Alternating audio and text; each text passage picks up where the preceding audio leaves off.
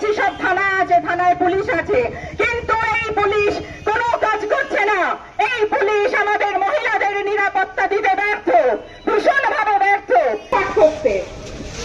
এই প্রমাণ লোপাটকারী পুলিশ, এই ধর্ষণকারীদের সাহায্যকারী পুলিশকে আমরা প্রতি পদে পদে ধিক্কার জানাই। যে পুলিশ আছে কিন্তু মহিলাদের বাড়ি ফেরে, রাস্তায় রাজবিরেতে কাজ করে, কর্মক্ষেত্র থেকে বাড়ি ফেরে, তাহলে আপনার বুক কাঁপবে, আমাদের সকলের বুক কাঁপবে। কেন না আজকে আমাদের মনে হবে, কিন্তু আমরা এই যে পশ্চিমবঙ্গে দাঁড়িয়ে আছি, কেন আমাদের এটা মনে হবে? যেখানে আমাদের মুখ্যমন্ত্রী মহিলা, সেখানে আমরা কি মহিলাদের জন্য একটু বেশি নিরাপত্তা আমরা আশা করতে পারি না? অবশ্যই পারি, কিন্তু আজকের এই অবস্থাকে যে কোনো জায়গায় আপনি জানতে পারবেন না কখন আপনার ঘরের মেয়েটি কোথাও ধর্ষিতা হয়ে খুন হয়ে পথে ঘাটে পড়ে থাকবে।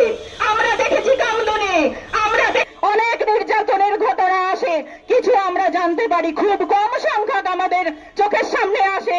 চলবে কতদিন আমরা এই ভয়ঙ্কর পরিস্থিতির মধ্যে দিয়ে যাব? কতদিন আমরা নিজেদের এই নিরাপত্তাহীনতায় ভুগবো? আজকে আমাদের ঘরের মেয়েরা কাজ করতে যেতে ভয় এই পুলিশরা এই যত ক্রাইম হচ্ছে পশ্চিমবঙ্গতে তাতে এরা কিন্তু সামিল আছে।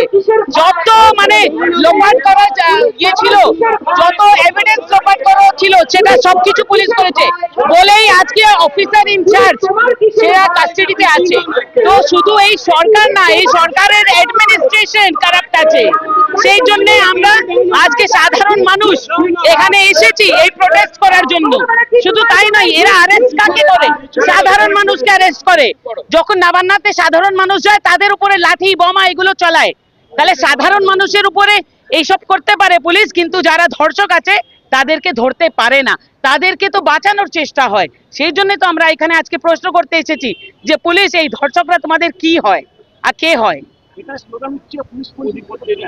একটা অফিসার ইনচার্জ যখন জেলে আছে, আপনারা বুঝতে পারছেন যে মানুষ কিসের উপরে বিশ্বাস করবে? মানে প্রশাসন, অ্যাডমিনিস্ট্রেশন, গভর্নমেন্ট, তারা সবাই কারাপশনে লিপ্ত আছে।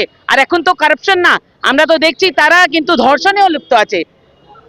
They are all same in crime. They have participated, not only the police, the government, their administration, the principal, along with the officer in charge.